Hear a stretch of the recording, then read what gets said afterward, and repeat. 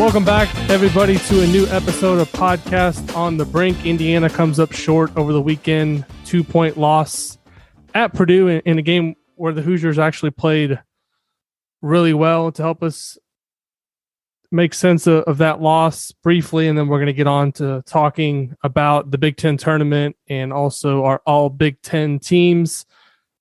Zach Osterman of the Indianapolis Star is back on Podcast on the Brink. How you doing today, Zach? I'm good. How about you? Always. I'm doing well, although it's early March. We don't have spring training for baseball, which is making me a little bit cranky because this is usually the time of year where I like to, look forward to the baseball season. And obviously, it must be hard for all of you that aren't the reigning world champions. Exactly. This is just extending my reign. Mine specifically, me, I did it. And I'm never giving it up. The lockout's going to go on forever. But yeah, it's the most wonderful time of year in college basketball. And Zach, as I mentioned before we hit record, I don't want to spend too much time on IU Purdue, but I do want to make mention of the fact that Indiana, all things considered, if they had pulled out some of these closer games that they played earlier in the season, this is a game that you probably, if you're an Indiana fan, you come away feeling pretty good about how well the Hoosiers played. Although this season, with all the close losses that Indiana has had, fans not taking any moral victories at this point, were you surprised just at how well Indiana was able to hang with Purdue and ultimately give themselves a chance to win down the stretch? And what sounded, I wasn't there, you were, like an incredible environment at Mackey Arena. I wasn't. And what I mean by that is I think, in the bigger picture, we've seen Indiana really struggle at Mackey. This is their longest, if I did the math right, their longest losing streak in West Lafayette since they lost 8 in a row from 65 to 73. So, we're talking about a level of sort of, it's always going to be tough to win on the road. It's always tough to win at Purdue, but we're talking about a level of futility that Indiana's in West Lafayette specifically that Indiana has not known since, basically the beginning of Bob Knight's tenure. So in that respect, it was a little bit surprising. And it was particularly, I think, surprising when you saw Purdue put together that 13-0 run, or was it 12-0 to go up 13 or 13-0 to go up 12? I can't remember, but to see Indiana pull that back was impressive. I think what maybe wasn't surprising was, number one, Purdue's got some issues that have lingered all year, particularly defensively, some matchup issues, some issues in terms of balancing basically offense, defense in their lineups that have just kind of existed, period. And I think that's the big reason why that team was picked to win the Big Ten and didn't. And number two, or maybe 1B, quietly Indiana matches up well with some of that. And, Indiana's, when Xavier Johnson's playing well, Indiana's really good in ball screen actions. And Purdue really struggles to defend those because it either has to send Zach Edey out, and he is not a mobile defender, or it has to send Trevian Williams out, and Trevian's a good player. I don't know that he's quite as good. I don't know that his performances have been as consistent as they were last season, but he's a good player. But when it's Trevian versus Trace Jackson Davis, you lose the physicality and the size advantage. And even to some extent when it's Race Thompson. So I think there were some ways that Indiana also is just, and we literally saw Indiana beat Purdue earlier this year in a game of kind of a similar pattern, really, in some ways, not all, but some. Just as a reminder that Indiana actually matches up decently well with Purdue. And when you combine that with the fact that I think Indiana does deserve at least some credit for being more competitive, particularly on the road this season than it has been the last, frankly, 3 or 4 years. In that respect, it wasn't surprising to kind of see it come down to the wire. But as you said, in the ultimate sort of reckoning, it didn't get Indiana what Indiana needed. Yeah, I think you make a really good point, Zach, just about how much more competitive Indiana has been on the road this season. That's one thing that it's easy to lose sight of when the losses have piled up here over the last month plus of the season. But they did win, I believe, 3 Big Ten road games. There were several other games. The Ohio State game comes to mind, the game at Wisconsin, the game at Northwestern, the game at Iowa. multiple opportunities where they were in games late, where we didn't see that under Archie Miller the past 4 seasons. Indiana would often wilt. And so I thought that the fact that they were able to answer that run from Purdue and hang in the game and play really well enough to win, it's come down to all season. The fact that in those last couple of minutes, whether it be turnovers, whether it be missed shots, I feel like each game it's something a little bit different. They've been unable to use Mike Woodson's term, get over the hump in these close games. And ultimately, I think that's what's going to define Indiana's season when it's all said and done. Yeah, I think a couple things. Like, number one, you're right. Like, Indiana probably deserves more credit than it's getting. I mean, if we sit here and I just go back through Indiana's recent KenPom profiles or their seasons, on KenPom, and I don't want to turn this into pile on Archie time, but there were some real no-shows on the road in his first season. There were some real no-shows on the road in his second season. His third season, when Indiana almost certainly would have been in the tournament had it been played, they still lost by 20 at Wisconsin. They still lost by 16 at Maryland. They lost by 9 at Rutgers in a game that they trailed by as many as 17. They lost by 15 at Penn State. And Penn State was up 20 at one point in that game. So my point is, and then obviously last season's different and weird and all that. But my point is, it's possible that Indiana's had better teams pound for pound in the last 5 years than this one. But the only real no-show this team did not have this year was Michigan. And I think some of that's matchups, and obviously that's a concern for Indiana because they play Michigan on Thursday. I think some of it's also just the timing of that game. It was the third game in 7 days. There was going to be an inevitable, unavoidable, emotional, sort of letdown after Purdue. It was just a difficult game for Indiana. Other than that, yes, they've had some tough losses, some losses that turned out bigger on the scoreboard, like Illinois or Michigan State, but they were competitive for long stretches in those games. And then you're right to also point out, some of the road wins. Maryland was an impressive road win. Nebraska was impressive considering they had to play the last 10 minutes without Trace Jackson Davis. Minnesota was impressive, but for that weird sort of last 8 minutes. I think where I kind of get to with this team talking about its competitiveness is there is more buy-in there. And in particular, I think what this team has sustained is an ability to defend its way into good positions, which is something that Archie really struggled with as his tenure went on. His teams just could not sustain defensive effort across the course of a season in the way that this team has. But then you also look at some of these close losses. You brought up a lot of them there. Both Wisconsin games, the Ohio State game where they're up 4 with, a minute and 20 seconds left. Northwestern was probably in control of that game down the stretch, but Iowa was, as you pointed out to me off air before we started, closer than I remember it being. I was on paternity leave in my defense. But literally, if Indiana had even just found a way to win at Penn State, I think they're probably in the field right now. Not impressively, but they are in.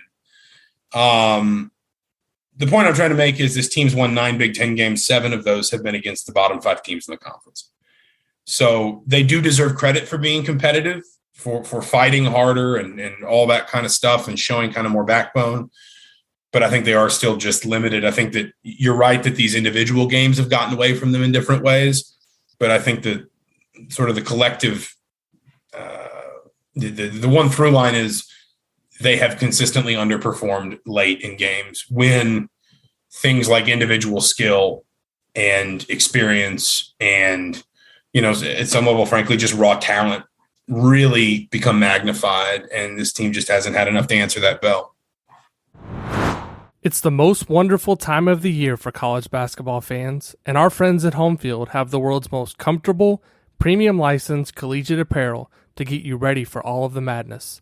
Run by IU grads in Indianapolis, Homefield produces the most unique apparel designs available for fans of your favorite school. Over 120 different schools are available at Homefield, and more are being added each month. Our current favorites at Podcast on the Brink are the Never Daunted Crimson t-shirt with the IU Oval logo and the vintage Bison mascot hoodie. It's the most comfortable IU hoodie available anywhere. Podcast on the Brink listeners can save 15% off of your first purchase by using code BRINK15 during checkout at homefieldapparel.com. That's code BRINK15 for 15% off of your first purchase at homefieldapparel.com. Yeah, I think there's something to that. They definitely need better players, because I think that leads you down the stretch in big games. You know, typically the teams who have the most talent, the best shooting, the guys who can make plays at the end of the games, close games, are the ones who prevail. So this week now, Indiana will go to Gainbridge Fieldhouse. Still weird saying that, but that's the name of the venue in Indianapolis for the Big Ten tournament. The Hoosiers are the 9 seed. They're going to take on Michigan Thursday morning, 11:30 a.m. Eastern Time tip on the Big Ten Network. You mentioned this a little bit earlier, Zach. I think Indiana, in terms of the draw that they got for this event, and obviously a lot happened yesterday in the Big Ten that impacted this. Michigan and Illinois, potentially, in the second game, if the Hoosiers are able to win their first, is just about as bad, at least on paper to me, of a draw as Indiana could have received. Let's start first with Michigan. You mentioned that game as well. I agree with you that it was, a bit of an inopportune time for Indiana, coming off of 3 games in 7 days, coming off of the win over Purdue. You knew there was going to be some type of letdown, but Indiana completely laid an egg in that game at Assembly Hall. The Hoosiers have lost 9 in a row to Michigan, which is really hard to believe, given the success that Tom Crean had for a decent part of his tenure against John Beilein coached Michigan teams. But the Hoosiers now 9 in a row lost to Michigan, and Michigan has some of the things that Indiana really struggles against. I mean, they got wings that can create and score. Caleb Houston really hurt the Hoosiers in the first matchup in Assembly Hall. I think made 5 3-pointers. Hunter Dickinson is a big man who has caused problems, quite frankly, for Trayce Jackson-Davis in the post.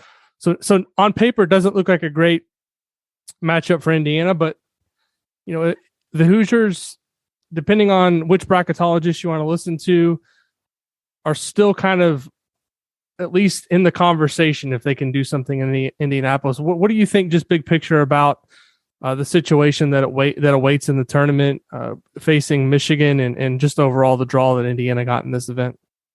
Yeah, I mean, you're right. Sunday was not. I mean, it's weird because Sunday was kind to Indiana and a lot of bubble teams, because a lot of bubble teams lost, and even more than that, I think 2 or 3 1 seeds from conferences that might have supported multiple bids at the low mid-major level won their conference tournaments and knocked out the opportunity for some bid stealers. That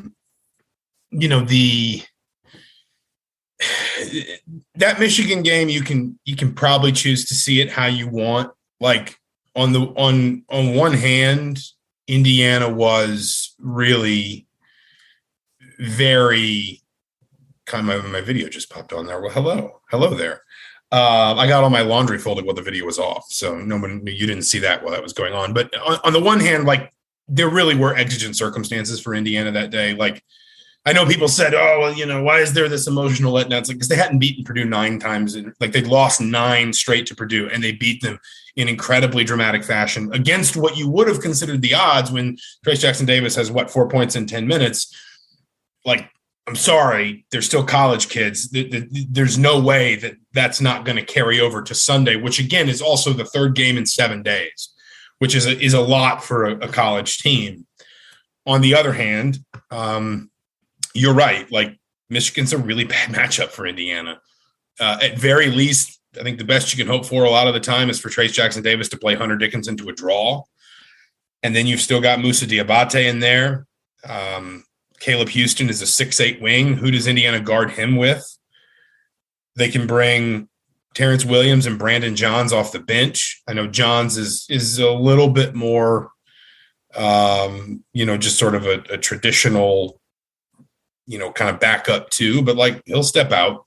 He'll step away from the basket for his offense a little bit. Obviously, Williams will, and Williams' game against Indiana was one of his best of the Big Ten season. I mean, it's basically, he only scored in double digits 3 times in Big Ten play. Ohio State last weekend, Indiana, and then at Nebraska back in December.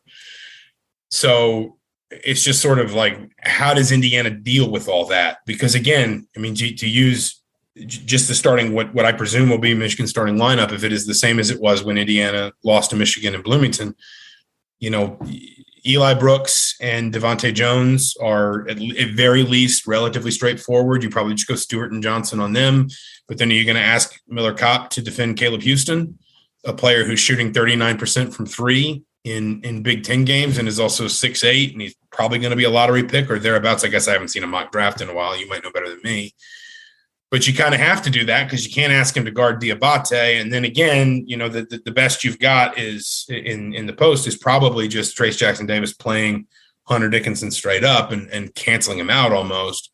I think it's very hard for Jackson Davis to outplay Dickinson. Dickinson's just very good. And so it's a bad matchup for a team that doesn't have a lot of reliable wing defense. And for a team that, quite frankly, is probably feeling a little bit more confident than Indiana. I mean, Michigan went win-loss in succession for 8 straight games to end the season, but the 4 wins in that stretch were Iowa away, Rutgers at home, Michigan State at home, and Ohio State away. They're all pretty good quality wins. They're all wins that are better than anything Indiana's put on the board in a month and a half. It is, I think the one thing that maybe if you're looking for a glass half full, if you're an Indiana fan, is I think Michigan is, I know there are some people that still feel like Michigan's kind of on the bubble. Personally, I think they're pretty firmly in the field. Like I think they might even be in the field if they lose on Thursday. And if you're Indiana, that adds quality to your, like the fact that Michigan has beaten Iowa and Michigan State and Ohio State within the last 4 weeks, that adds quality to the win if you can get it. And maybe is enough to push Indiana in, but this is just this is certainly not the toughest team Indiana can face in the Big Ten, but maybe the toughest draw, frankly, the toughest, just 1-to-1 matchups Indiana can face. And then if you get through that, instead of getting a Wisconsin team you've played close twice that might or might not have Johnny Davis at full strength, you would get Kofi Coburn's Illinois. And obviously the one time we've seen Indiana play Illinois this season, it just did not go well. Indiana scrapped and fought, clawed, and stayed close, but eventually Illinois just started making shots and Indiana couldn't match it. So I think that would be tricky as well. It is kind of hard to see, a light at the end of the tunnel is a bad metaphor. It's just hard to see Indiana getting a result on Thursday, and it's certainly hard to see them getting one on Friday. March can be a stressful time of year for college basketball fans. That's why I trust my friends at Cornbread Hemp, Kentucky's #1 rated CBD company with over 3,000 5-star reviews. Family owned and operated, Cornbread Hemp provides the highest quality, most potent USDA organic CBD products available with the highest legal level of THC. Not sure which product to choose? Start with their best-selling CBD gummies, made with USDA organic fruit and their signature flower-only hemp extract. Orders shipped directly from their farm in Kentucky, and best of all, Podcast on the Brink listeners get 30% off their first purchase with code HALL. Visit cornbreadhemp.com today and save 30% off of your first purchase with code HALL. Some of the responses that I've gotten on social media just when I bring up the tournament or write about it or even suggest the tournament, there's a lot of fans who obviously are resigned to the fact that Indiana is not going to make the tournament. Do you think realistically, I know you're not a bracketologist, you don't play one on TV either, but what do you think?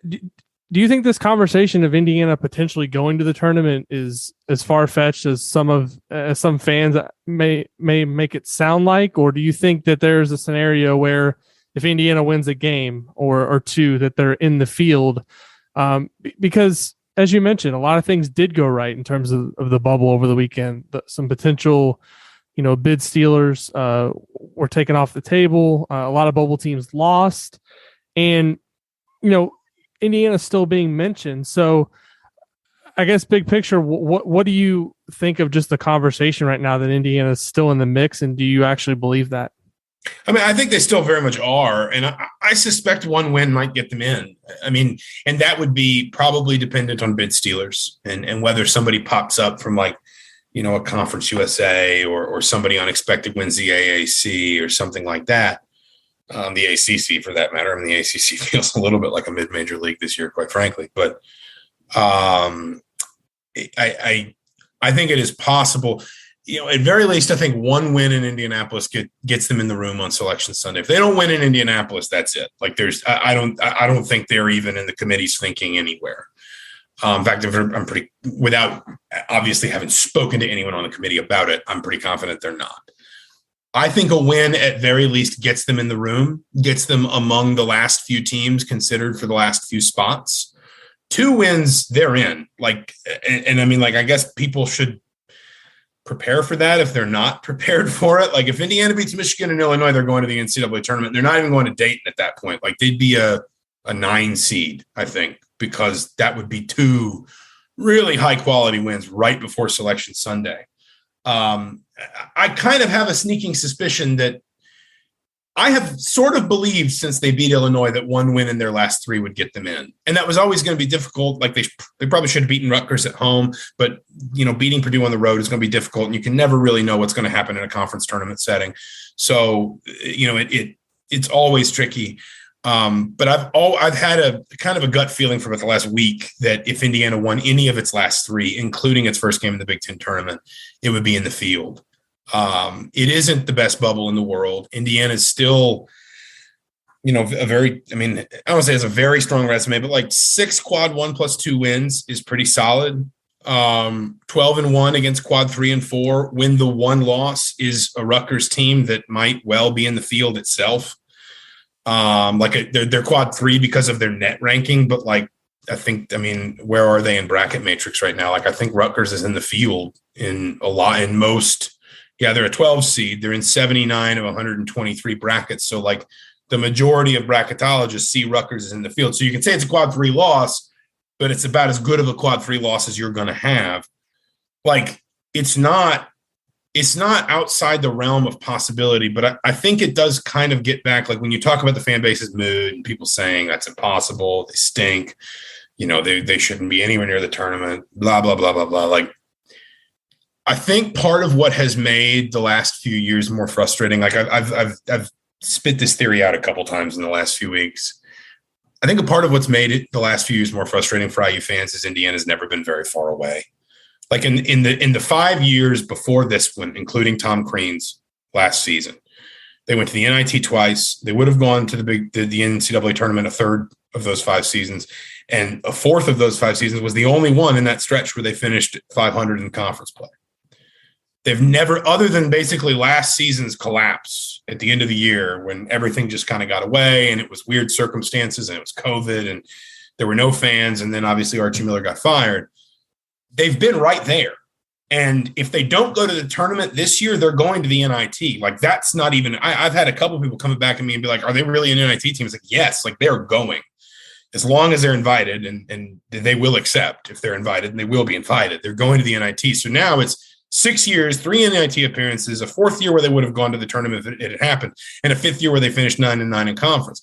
They've never been that far away, and I think that's made it more frustrating. And I think that's why, despite the fact that this team, in some demonstrable and pronounced ways, has improved off of last year, people almost seem less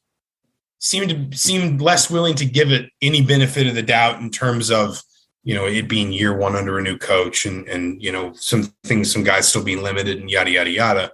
And I'm not saying that Indiana fans aren't right to expect that IU should make the tournament. And I'm not even necessarily saying they shouldn't be expected to make it this year. They were 16-5. Like, I mean, they were on cruise control into the tournament. It will be a failure if when they don't go to the NCAA tournament this year, this month.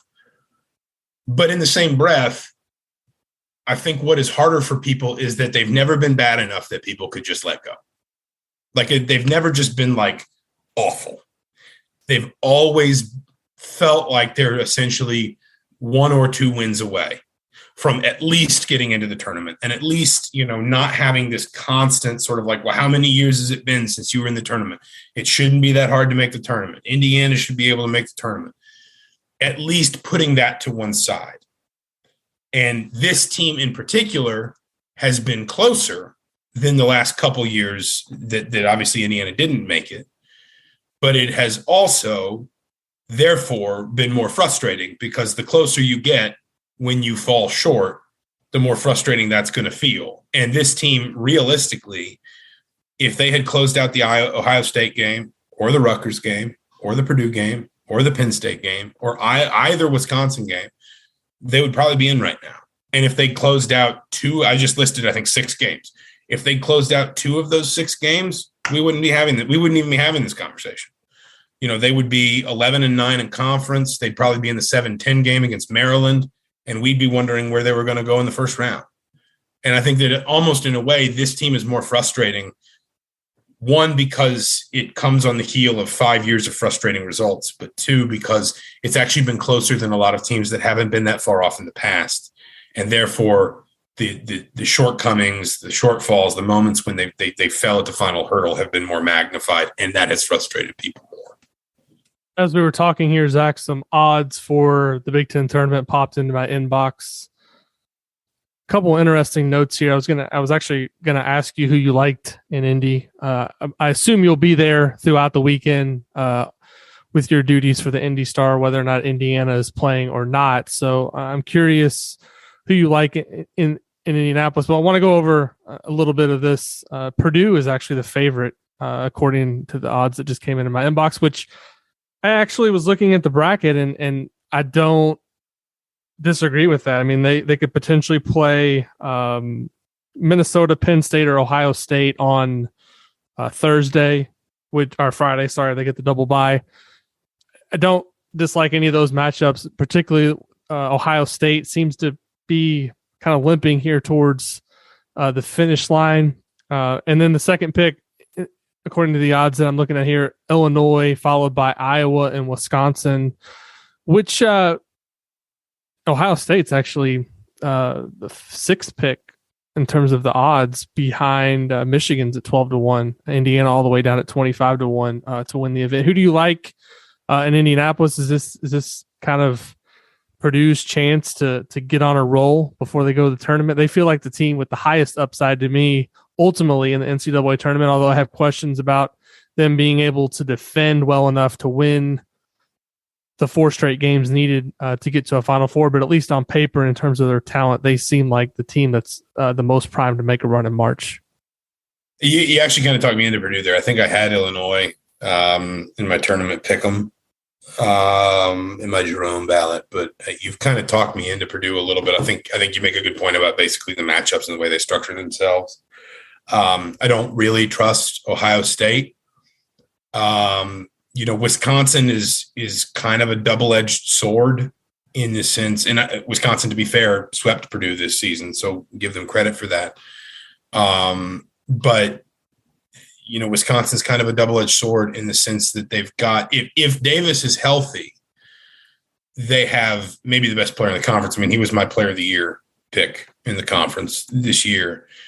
And they've also won all these close games. Like if you look at their Big Ten season, they have won, I think, like 9 of their Big Ten wins came by 10 points or fewer.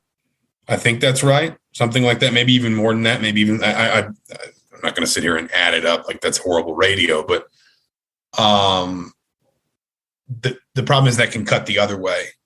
When you're in a 4-inch shooting environment and, maybe you're playing Purdue and the crowd is on top of you and Johnny Davis isn't quite 100%. And all of a sudden you can't leverage those little margins and win every single close game. You do feel like that balloon might pop for Wisconsin at some point. And I think Purdue matches up well against Illinois because they can match Illinois' ability to shoot the 3. They can shoot the 3 with Illinois in the way that a lot of teams in the conference can't. And they aren't going to be put off by Coburn. If anything, in some ways, they're kind of the one team that's got if there is a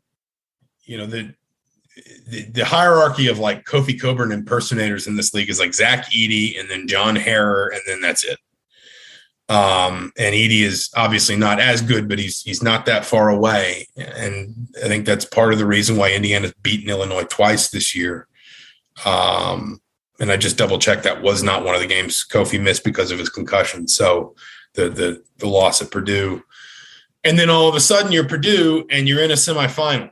You know what I mean? You all of a sudden, or excuse me, a final, and you're playing basically at home. And, the frustration of not winning the Big Ten in the regular season when you were picked 2 is kind of melted away. The frustration of losing 2 of your last 3 has melted away. You might even, depending on results elsewhere, be playing for an outside shot at a 1 seed, be playing for an outside shot at Indianapolis at home in the first weekend, and then Chicago in the second weekend. I could see things accelerating for Purdue very quickly if they get the right matchups. So, yeah, I mean, I guess you started it and I just finished talking myself out of Illinois and into Purdue. Well, I mean, you look at the bracket too. I mean, Illinois, they're going to play either Indiana or Michigan on Friday. If Indiana wins, Indiana's playing for its tournament life. If Michigan wins, I mean, Michigan's objectively looking at just talent, one of the 4 or 5 most talented teams in the conference. So they're definitely a team that if they're playing their best, they could easily beat Illinois on Friday. And on the bottom half of Illinois' path to the potential semifinal, you've got Rutgers and Iowa, who are 2 teams that are also playing, reasonably well. I mean, Rutgers has struggled a little bit here down the stretch, but they've proven that they can beat the league's best teams. And Iowa, as a 5 seed, they've played as well as anybody here the last couple of weeks. And down on Purdue's side of the bracket, Michigan State, Wisconsin. Wisconsin did beat Purdue twice in the regular season, but they always say it's hard to beat a team 3 times, and so that's one thing you look at with that matchup. I don't see Wisconsin getting past Purdue for a 3rd time. Could be wrong. And I know Indiana fans don't want to think about the scenario of Purdue winning the Big Ten tournament, but I think it's definitely one that could come to fruition. Zach, I want to change gears here a little bit and talk about the All Big Ten awards that are going to come out on Tuesday, I think on a noon Eastern special on the Big Ten Network, which I think the Big Ten remains the only league that can't just send us a press release and tell us who's on the Big Ten team. They have to fill. I think you need to rephrase that as the Big Ten remains the only conference that has a hugely financially viable TV network and therefore is going to leverage it at every possible opportunity. Okay. Well, it annoys me that we have to tune into the Big Ten Network to see the All Big Ten teams, but that's neither here or there. Big Ten awards coming out tomorrow will be the All Big Ten teams. I know you voted, believe, on the AP side of things. I don't know if you vote on is that the same awards that the league references for? The league does its own ballot. The league is a lot more straight up and down. It's just like pick 3 teams of 5, a coach, a player, and a newcomer. They don't ask the media to vote for it, like an all defense team or an all freshman team. They don't ask for any positional. They don't have any positional rules. The AP asks generally. The AP asks that you put together 2 5-man teams that could reasonably be seen on the floor together. Now, this year I handed them a second team that included Hunter Dickinson, Trace Jackson Davis, and Zach Edey. So we will be struggling in ball screen defense, but you will not score on us at the rim. Hold on a second. Can we talk about the ridiculousness of asking for teams that could actually play together on the court? To be fair, they did accept that after I sent it to them. So like they asked for that, but they're not. Are we actually going to get together here in mid-April and play these games? Let's play the All Big Ten first team. I would sort of be curious to watch like 10 possessions of Trace Jackson Davis, Hunter Dickinson, and Zach Edey together. It might be a lineup that would be more successful in 1960 than 2022, but Trace Jackson Davis would have to take some threes in that scenario, right? I think I'm putting Dickinson at the 3. Right. Okay. Yeah. Trace at the 4, because Trace is also probably a better rim protector. So what I'm doing is I know that the other team is going to isolate Edey in the pick and roll. So I'm going to leave Trace on the weak side to cover when that lets me bring Edey away from the basket without worrying about getting beat. So he's just going to go like 7'4" and blitz the screen as hard as he can. Trace will be waiting for anything that comes downhill, and Dickinson will play the 3. He'll roam 7'1", playing the 3. I can't see how it fails. All right. all Big Ten teams. I think the first team is pretty clear cut. We kind of ran these past each other earlier. I think we differed a little bit. I don't have a vote, so what I think doesn't matter. But Johnny Davis, Kofi Cockburn, Keegan Murray, EJ Liddell, Jaden Ivey. Pretty clear cut, right? First team. Yeah, I mean this was as easy of a first team as I can remember. Like, I would be a little bit surprised if it's not unanimous. You can maybe make an argument for Dickinson, but like I don't think. I mean, over who? Who do you make the argument for? As good as Hunter Dickinson's been this year, that, like I said, that is about as clear cut. Like, I really would not be surprised if that's a unanimous 5-man team, which I don't think I've ever seen before. If it's not, it's got to be close. Player of the year, Johnny Davis is who I would pick. Do you agree? I voted Davis. I was Cockburn for a long time. I mean, I voted Ivey in the preseason. You know, he never quite kind of got as dominant as I thought he might this year. I was Cockburn for a long time. And obviously Illinois kind of turning it around, turning the Big Ten title stakes around at the end of the year. You could make a case for Cockburn. But Davis was, for me, I mean, this is hard on Cockburn. Like, when I say this, I don't know where Wisconsin is without Johnny Davis. Now, again, I don't know where Illinois is without Kofi Cockburn. Like, their whole system is built around having this dominant big man in the paint and then surrounding him with shooters and drivers.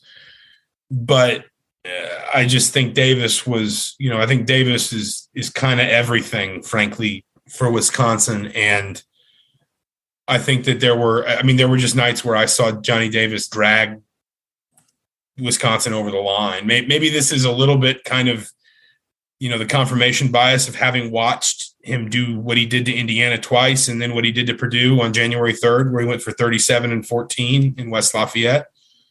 I wouldn't argue with anybody who voted for Kofi. I went for Johnny Davis. So, yeah, I think there's potentially an argument to be made for Kofi, but all you had to do was watch, which I did yesterday, the final sequences of the Wisconsin home game against Nebraska, in which Bryce McGowan's did not play. Trey McGowan's was ejected, and Alonzo Verge fouled out. And Nebraska still won at Wisconsin. Johnny Davis was not on the court. So that to me was like, all right, this guy's player of the year, because I don't think Illinois would lose to Nebraska on its home court without Kofi for the last 8 minutes. I think they'd figure out a way to get it done. So to me, it's Johnny Davis, well-deserved. I will say that I'm feeling a little bit relieved that we had him on the preseason top 25 Big Ten players list, albeit at number 25, but at least we had him on the list.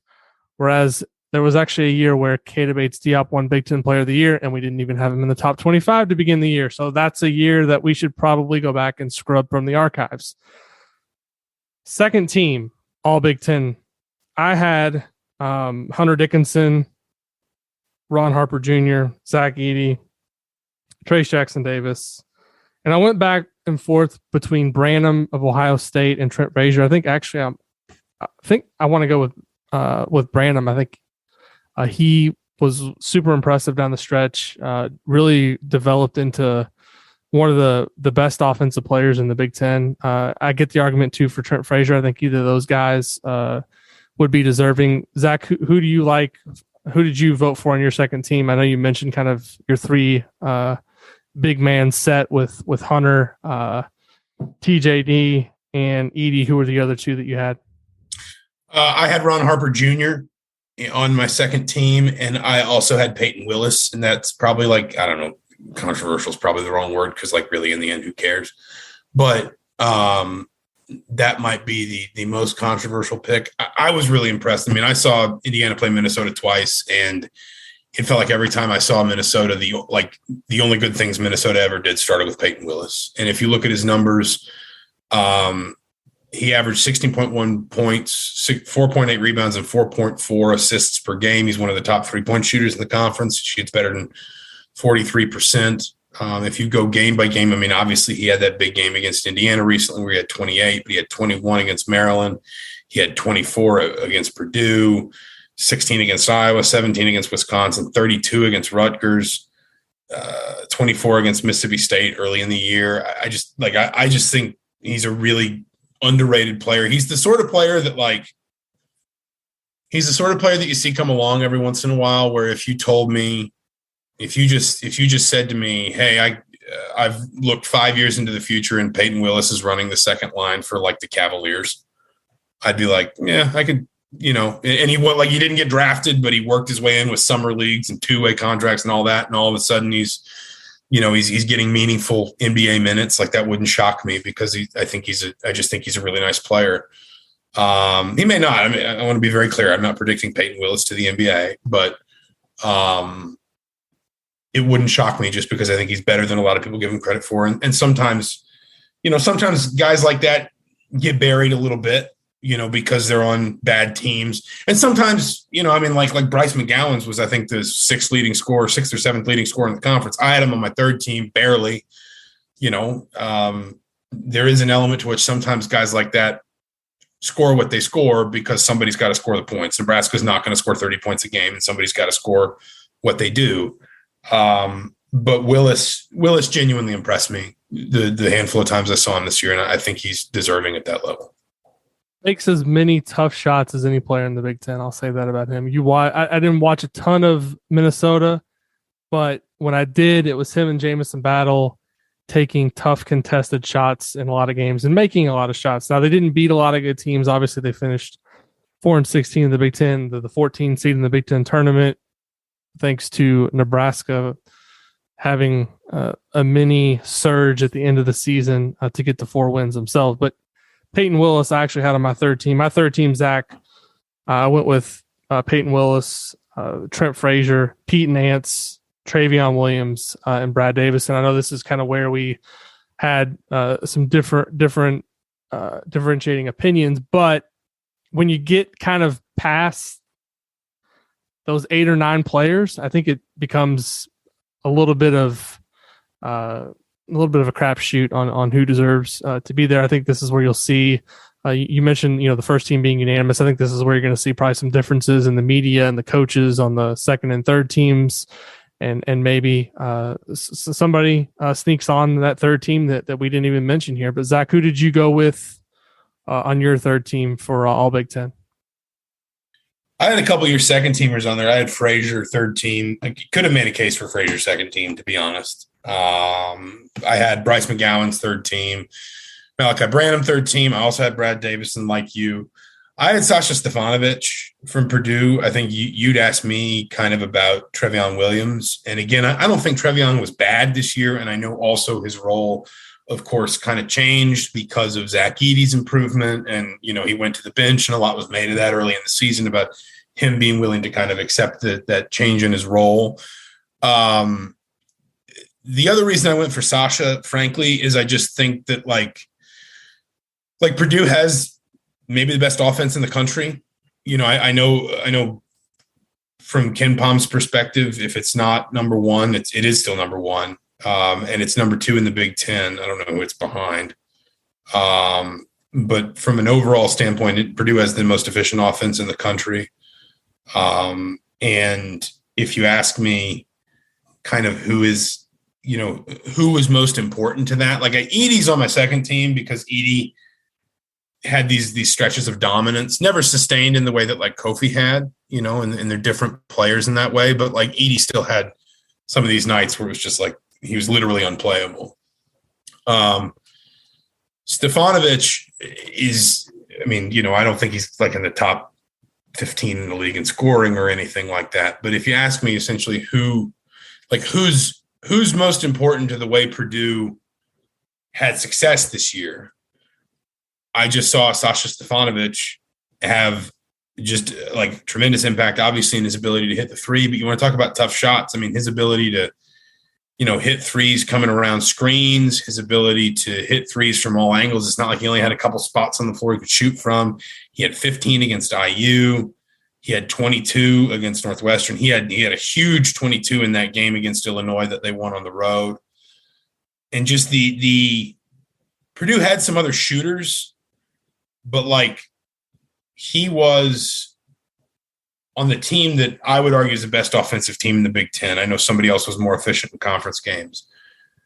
I think that he's the guy that if you remove him, the offense, beyond Ivy, who was already on my first team, and to some extent Edey on my second team, Sasha was the guy that, like, if you take him out, that has a bigger impact than taking anybody else out of that offense because of what he can do. And that's, like maybe Mason Gillis deserves a little bit more credit in that regard.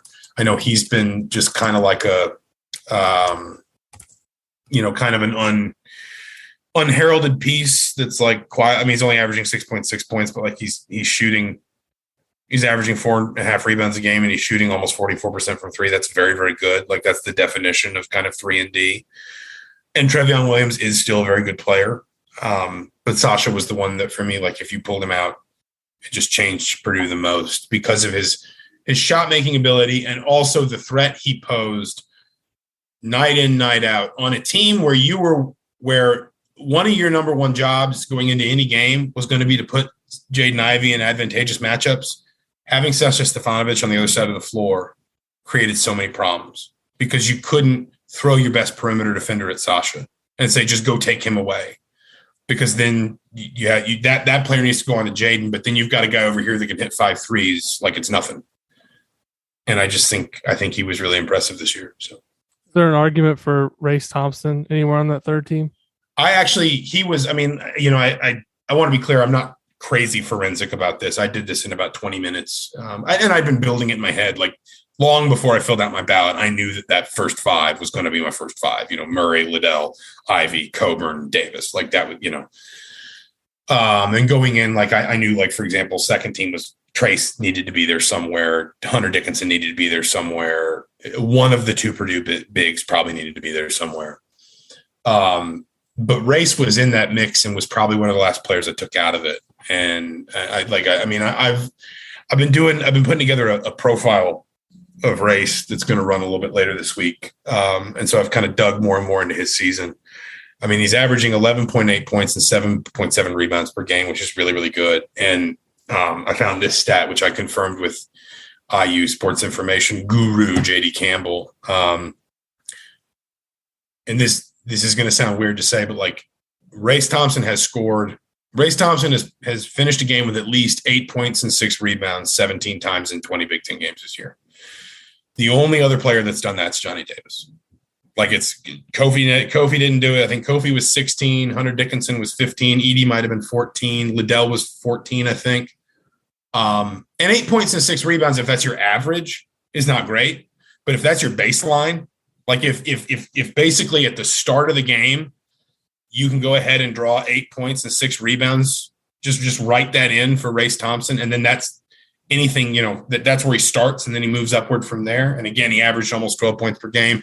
He averaged 7.7 rebounds per game.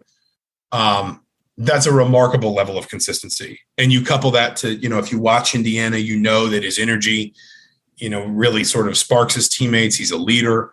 I think he's gotten a lot better defensively in the last 24 months, certainly the last 12 months, but I would even go back to last season. I think he deserves some credit there. I wouldn't be surprised to see him get an honorable mention nod from whoever goes down that far. Not everyone does.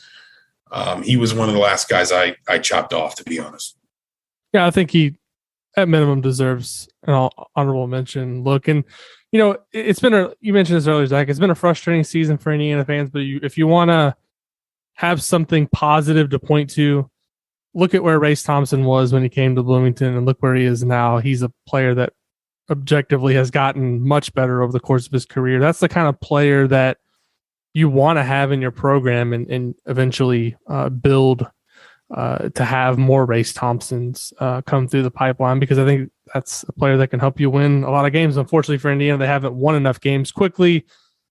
I think the other two awards that'll be given out, Coach of the Year, I think that's Greg Gard. Zach, are you in agreement there? And Freshman of the Year, I think is going to come down to McGowan's and Branham, right, for Freshman of the Year? Those were the only two I had. Those were the only two. Can you hear me? Yeah, I can hear you. There we go. Sorry. Those were the only two I had, McGowan's and Branham. I agree on Gard. I think I had Underwood 2 and maybe Painter 3. That's kind of boring because it's basically just the 1, 2, 3 in the conference. I think maybe I had Fran 3rd. I might have had Fran 3rd. Iowa, Fran's done a good job. I mean, Iowa's been better than people think. And like quietly, too, Iowa has been what Iowa rarely is, which is competent defensively. They're fifth in the conference in Big Ten games alone in defensive efficiency. Like that has been – they're still only 74th in the country, or 71st in the country. But, like, if you look at their number, I mean, they've had 3 years in a row here where their adjusted efficiency is under 0.99 points per possession, which is in Fran's history, not always the greatest. The 3 years before that were pretty ugly. I probably would have voted Branham under other circumstances. Like if you'd asked me 2 weeks ago after IU lost at Ohio State, I would have almost certainly voted Branham. And it's probably a little bit harsh to kind of hold the way his team ended the season against him, because like you look at his last 8 games, he scored in double figures in 5 of those games. He scored at least 18 points in 4 of those games. He scored at least 22. I mean, he really turned it on. He shot 46% from 3 in Big Ten play. He didn't have turnover problems. I think he became a little bit of sort of a secondary playmaker for that team. But the flip side is that if, at least as I look at these things, if I'm going to McGowan's numbers were a lot better. And I mean, I'm going to say a lot better, like 2.5 points a game. Like, let's not go crazy, but like that is meaningful. And again, somebody's got to score those points at Nebraska, but like, let's also be fair. Bryce McGowan's is a really good player who's just on a really bad team. And that, you sort of, it's all about how we want to balance basically who we punish for what in these things. And if Ohio State had come closer to a Big Ten title, I probably would have voted for Branham without any problem. The fact that they lost 3 of their last 4, and really all of those were pretty rough losses, like, getting blown out by Maryland, losing to Nebraska at home, losing to Michigan at home on a day when I think a win would have given them a double bye, wouldn't it? If I'm not mistaken. Yeah, it would have. If they'd beaten Michigan yesterday, they would be buyed until Friday. I just sort of felt like I should go McGowan's. But again, that's a little bit like Kofi and Davis. Like, I could go either way. And, if you found me in a different mood, I probably would have voted for Branham. I think either one of those is fair. It's just about kind of how you want to weight individual performances next to team performances. Zach, good stuff. Thanks for coming back on the show. We'll be following your work this week in Indianapolis at the Indy Star. Anything you mentioned, the Race Thompson piece that you have coming out later this week? Anything else you want to let the listeners know about to look forward to hear the rest of the season leading into Selection Sunday? Well, yeah, the race piece is the big one. Been working on that for a few weeks, and then honestly, I think I will be. I'll probably be around Gainbridge Fieldhouse, whether Indiana wins or loses. Maybe not the Friday if they lose on the Thursday, but I'm going to be back up there Saturday and Sunday because we're just, college basketball reporters covering college basketball. It should be a lot of fun. And a special shout out too, I should say, while I'm on here to Seth Tow and Matt Cohen, or Seth Tow, sorry, and Matt Cohen, for covering the IU women who at this point are, I think, virtually locked into hosting NCAA tournament games for the first time in their history. Would have happened last year, 2 years ago, if tournaments hadn't been canceled. Now it's going to happen. And, I think it's very much one of those things where while Terry Morin and her team, I'm sure, are frustrated to lose the Big Ten title game, and I'm sure they'd be frustrated to fall short of like a Final Four, whatever their goals are in the NCAA tournament, it already feels like there's an enormous kind of notch in the belt for them hosting tournament games this year. I think is just really impressive. That's a big step for that program. So credit to our guys who've been covering what's been another fantastic women's season. I'll never forget where I was when news broke that Terry Morin was being hired as the IU women's coach, because we were in Montreal with Mike Miller and my wife eating dinner. Weren't we together? Like, weren't we all? Yeah, we were all eating a meal together. And she was in Miami because she was taking her team to Costa Rica for a preseason, like the first preseason tour Indiana State women's basketball had ever gone on. And she had to like get off the plane in Miami and be like, I'm sorry, but yeah. Exactly. That was And I remember looking at the time, it was like a lot of people thought Indiana women's basketball was going to have a tough time after, Kurt Miller showed some promise and Terry Moore, and she's been excellent. They're a lot of fun to watch. And I agree. I mean, it's going to be, hopefully for them, another exciting run. They made the Elite Eight last year. We'll see what they can do this year. As for Podcast on the Brink, we will be back next week with another episode, potentially previewing NIT matchups. Hopefully Indiana, for our sakes. I'd love to cover the NCAA tournament. Don't ever root for wins or losses, but would much rather be covering NCAA tournament games than NIT games. If you enjoy the show, please do us a favor, leave a rating or a review on Apple or Spotify, and we'll be back again next week with another episode of Podcast on the Brink.